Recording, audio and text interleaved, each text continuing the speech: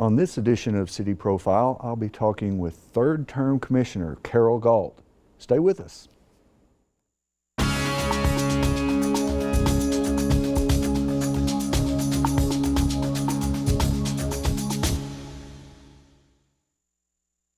Hello and welcome to City Profile. I'm Tom Butler, and on this program today I'm going to be talking with one of my good friends and City Commissioners, Carroll Gault, who I had to ask, but you are a third-term City Commissioner. That's right. It's hard for me to believe, actually, but that's it. Well, let's start off with that. Did you ever think that you would continue on as City Commissioner? Did you have a goal of how many terms you would like to serve when you started, and why did you get into it in the first place? I didn't necessarily have a goal as to how many terms I would like to serve.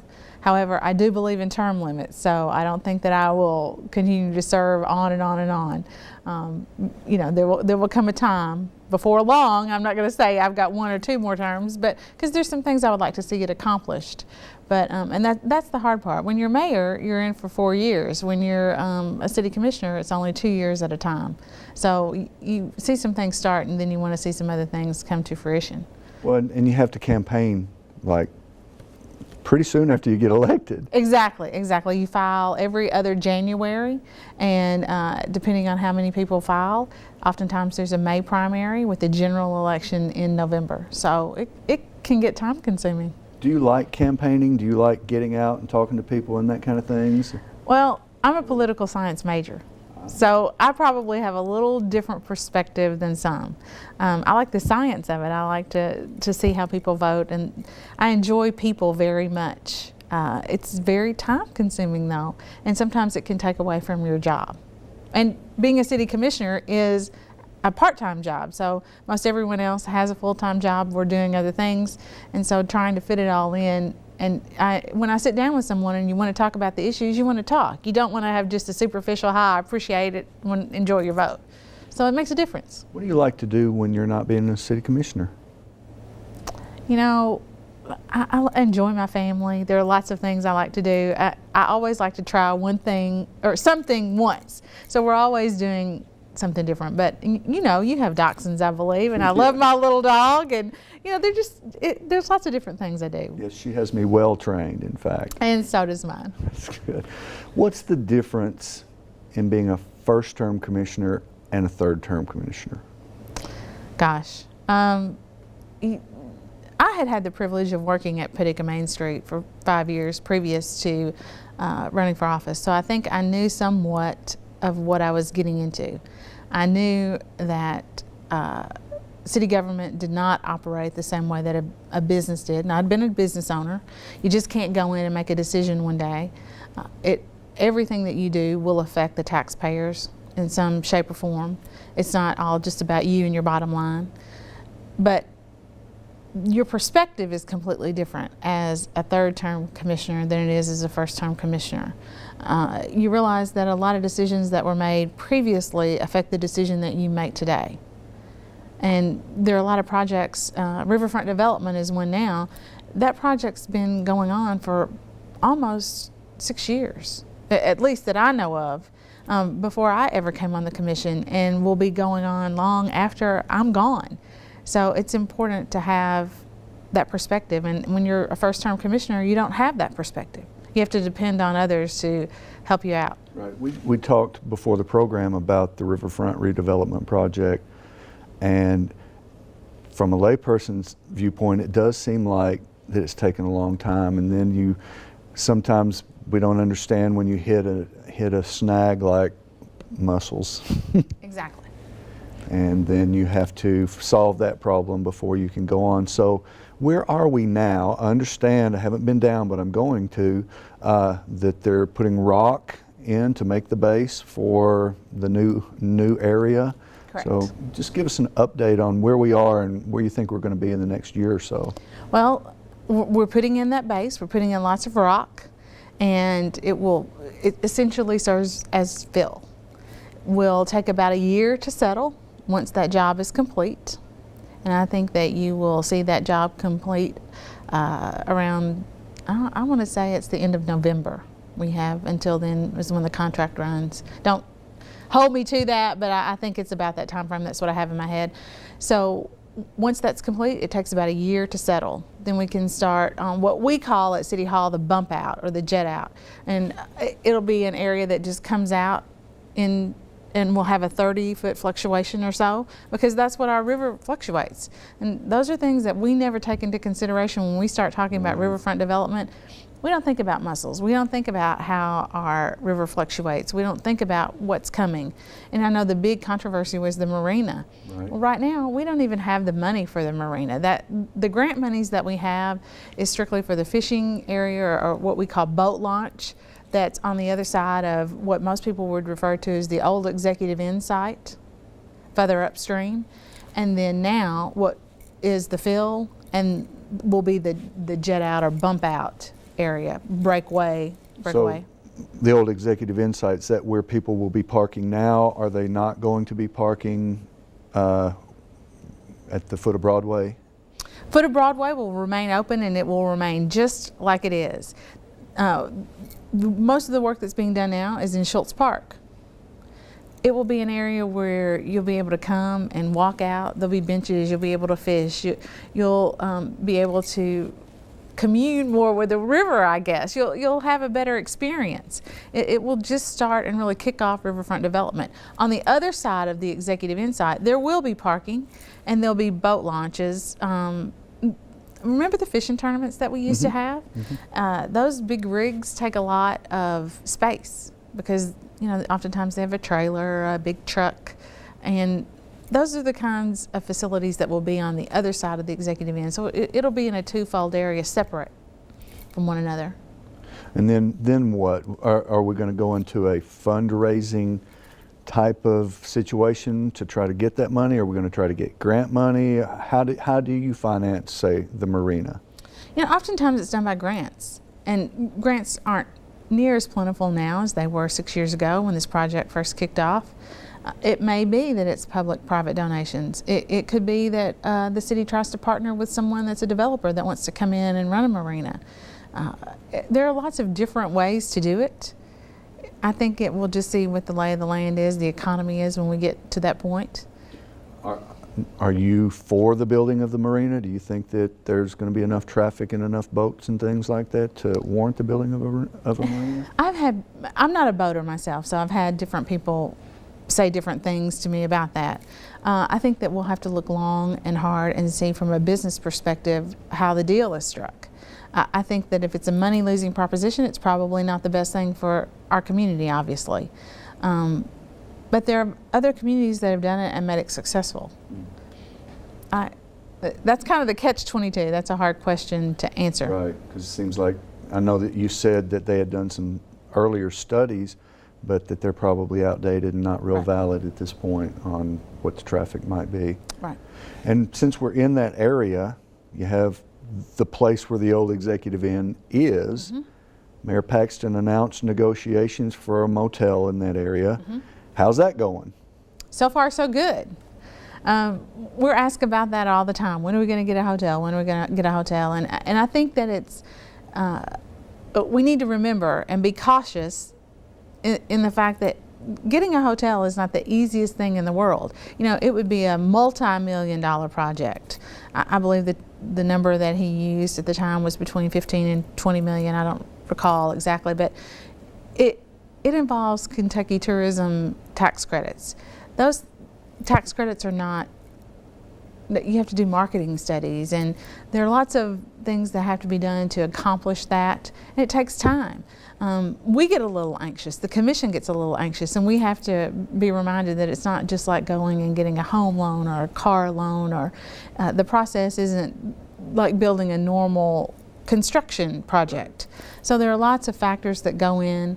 We're still working with the developers, and we all have our fingers crossed. The developers and owners have to be sure that they can make money. Correct. I mean, that's what they're there for, is to make a profit. It just seems like it would be so cool to have a place for the people who come to the fishing tournament, that they don't have to drive out to the mall area and try to figure out a place to park their stuff. And it seems like there's just a whole bunch of things that could happen that would use that that facility if it Well, were and built. we have so many assets with the downtown. The historic fabric has been kept in place.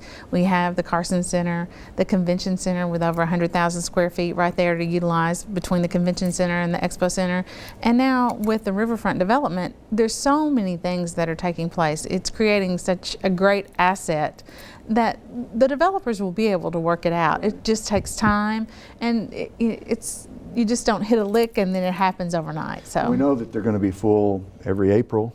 that's correct. That's exactly with right. Quilters everywhere and things like that, and that's another thing that is really a big deal for Paducah, that sometimes people don't understand what an economic boom the Quilt Week is here True. in this area. So they come in and stay for many of them a week and spend their money, and They're eating in our restaurants, shopping in many of our stores, and it does make a huge difference. well, when we know a little bit more, I'd like to have you back and tell us who it's going to be and the name of it and how many rooms and all that kind of stuff, because I think that people in Paducah really are interested in that project. So that's a good one. Other issues that you as a commissioner are dealing with, just recently you had a meeting with the county over the situation at the plant. And everybody in Paducah who's following the news at all knows that they are starting to downsize the workforce there, and that by all accounts it looks like they're going to close. What's your, again, we can't see the future, but what's your vision of what you think is going to happen? Over a year ago, we were told that was more than likely the possibility, and I think this community has probably been hearing that for quite some time. Of course, none of us would like to see that happen, but trying to position ourselves in a positive place for that to happen, we have spent a lot of money in economic development incentive money to bring new jobs here. And recently, GPEDC, or what would now be PED, Paducah Economic Development, has done a lot of advertising to let people know how many jobs have been brought into this community. And it has made a big difference. And part of that is because we knew that this was coming. We've been told it was a possibility, and we wanted to be prepared as best we could be. And we've taken a lot of criticism for spending that money, people not understanding why we spent it, but to be competitive and compete with other, and I don't want to say cities because it's states. I mean, we have to partner with the governor and what's going on in the cabinet. We have to be able to offer tax credits, and it really takes a large effort of a lot of people working together to be able to win those projects. Well, I was talking with your colleague, Commissioner Rhodes, earlier, and asked him a similar question about what you as a city commission can do. And he pretty much said, we can be as friendly as possible, we can set the stage from the power that we have, but that this was really an issue that was really above local politics and even above state in some ways, and all the way to the federal level. So. It is when it comes to keeping that site open and keeping, you're exactly right. That is a federal level issue, and we can do everything, make a lot of noise, do everything possible, but when it comes down to the decision making, it's on a federal level. Right. That's why we've tried to have another strategy of creating more jobs, so that when something happens, we will have jobs in the area. So I know that you passed a resolution. What was that? The city and the county, was it just in support of what? I mean, what did you resolve? Or we haven't actually passed the resolution yet. And I think that we will. I mean, we passed one, but we're going to continue to do separately and send letters, because we want to support our community. We want, I guess, it's a show of unity. Is that what it is? Yes, I guess that's the best way to say it. I mean, they get very lengthy and very wordy, and I was trying to think of some of those things to tell you, but it's all the things that you would think that it would say, I guess, is the best way to say it. We want you to stay here, and if you can't, we want somebody else to be able to use it. And we want you to work with us to help find someone. And I know that there has been some interest in the plant by corporations, Correct. Huge corporations like GE. Mm-hmm. Is that true? Mm-hmm. That, as we understand it. as we understand it. So you get trickle-down information from... We get a lot of trickle-down information, and it's very, people will ask us about it in the community, but it's a very complex puzzle. It's very difficult to talk about because of all the information coming from so many areas. I had a very long conversation earlier this week with the mayor, and there's so many pieces of the puzzle that between PACRO and you know, what's going on in Frankfurt, what's going on at the federal level, what's going on actually with DOE, and what's going on at the site. And then people that work at here at Paducah Economic Development, they have people that are specifically assigned for that project. So it's very hard to get all those pieces. And I have a technical question, and if I'm out of line here with the technical question, there's different types of shutdowns that a plant can do. Do you know, have I heard the term dirty shutdown? You Is that have. versus a clean shutdown, or is there another type of? You've heard dirty shutdown as well. I'm sure a lot of people in the community have, but we That have been. doesn't sound good. It doesn't sound good at all. It does not. But the mayor has been assured.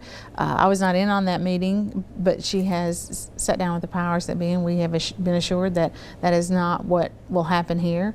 Under no circumstances will we have a dirty shutdown.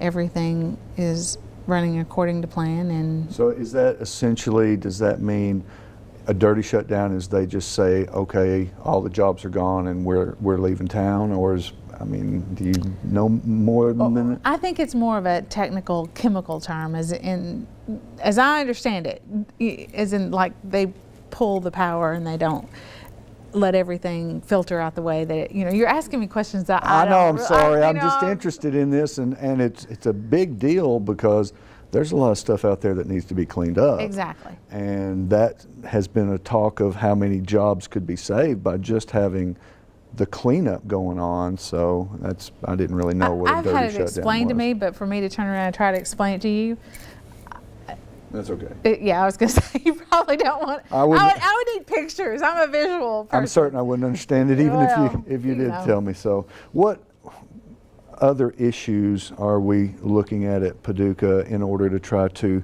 I don't know, I always hear people saying we want to create jobs.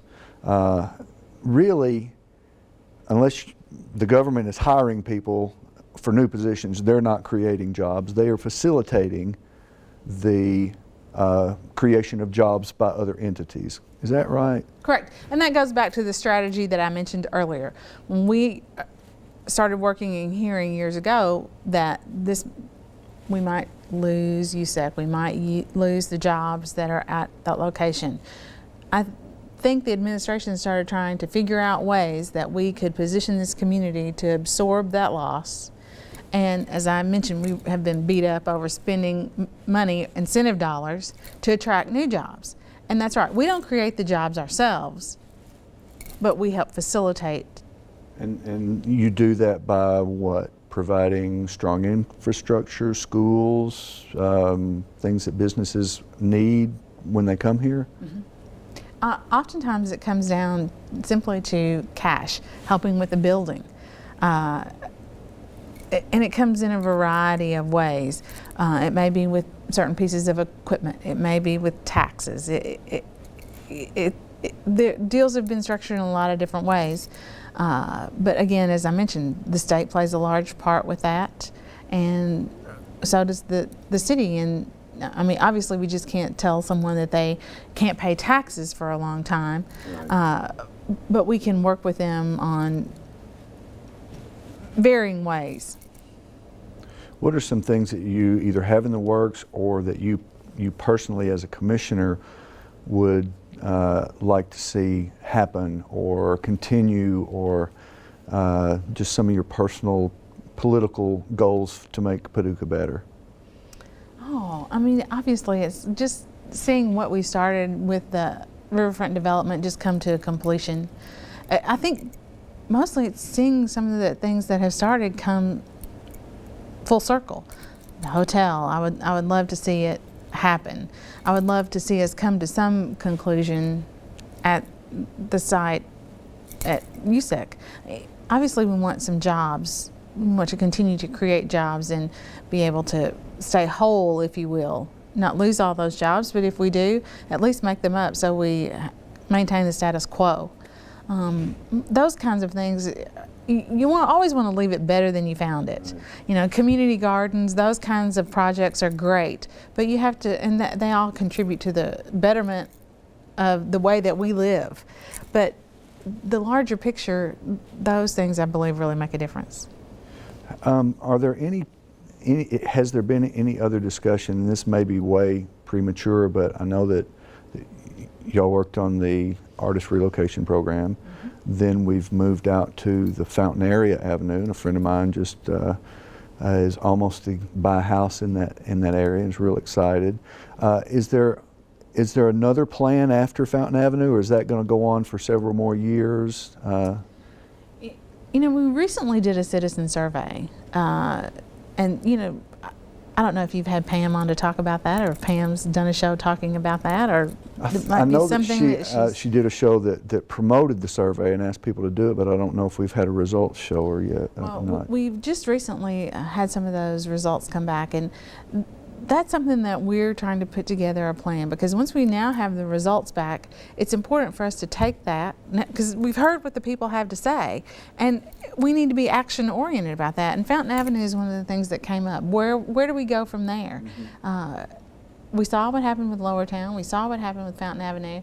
So where do we go from here? Is there going to be another neighborhood? All those things are still up for discussion, but Fountain Avenue has definitely been a success. Well, one of the issues that another commissioner mentioned is that, you know, the population of the city hasn't grown, and so those kind of things seem to be an effort to encourage people with nice brand new housing to come in and you know, give the city a try, and at least it works in some cases, we know. It's true, it does work. And there was an article just this month, I believe, in Garden and Gun magazine, which is a magazine that I would have never thought Paducah would have been written up in, about our neighborhood revitalization programs.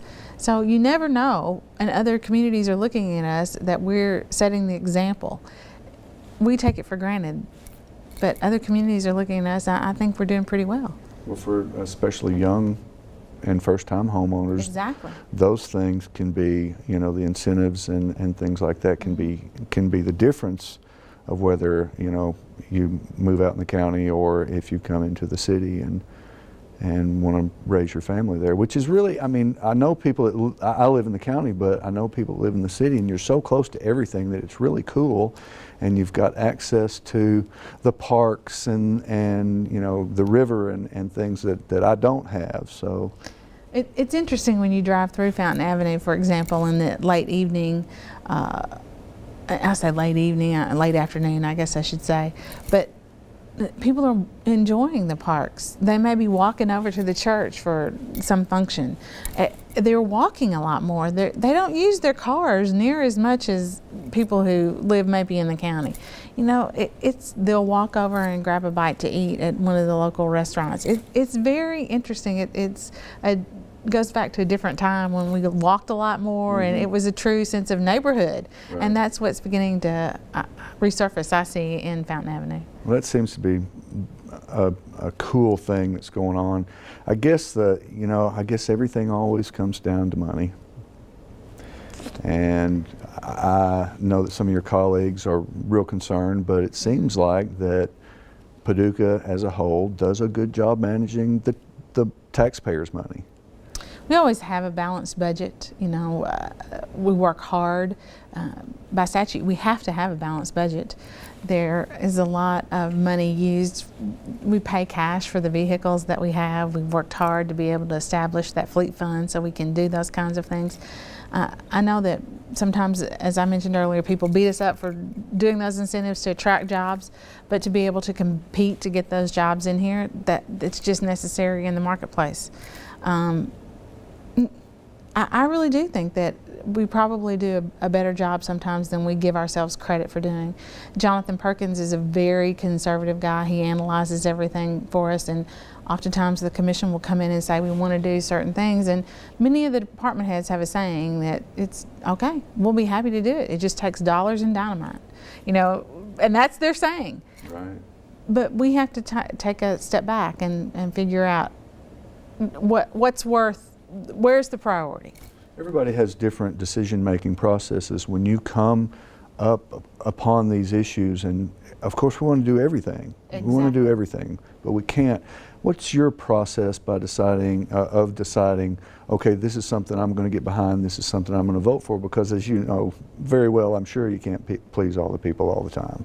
No, I usually operate by the 20-60-20 rule, and I learned that early on. 20% of the people are going to love the decision you make no matter what. 20% are going to hate it regardless. No matter what. So just worry about that 60% in the middle. And I'm there to serve the public. It's not about me. It's not about my decision.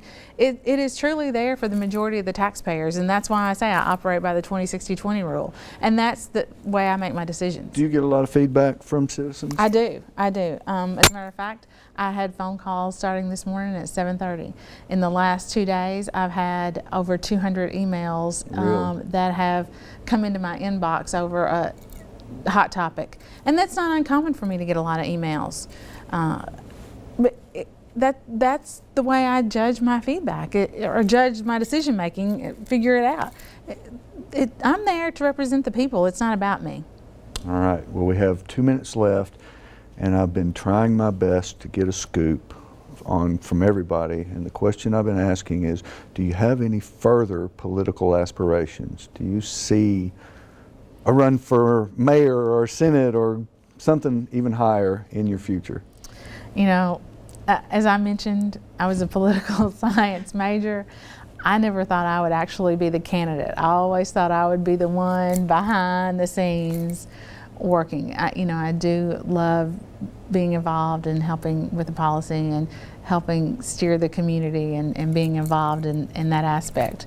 But I think this may be it for now. Okay. Well, for now, little caveat, so maybe we've got a hint of a scoop, but we certainly won't hold you to it. I know to never say never. I've learned that lesson. Right. Well, thank you so much for being here today. It's always a pleasure to talk to you, and I hope you'll come back and do this again sometime. Absolutely, anytime. Thank you. It's my pleasure, and thank you for watching. This is City Profile. I've been talking with City Commissioner Carroll Gault. Join us again next time. I'm Tom Butler.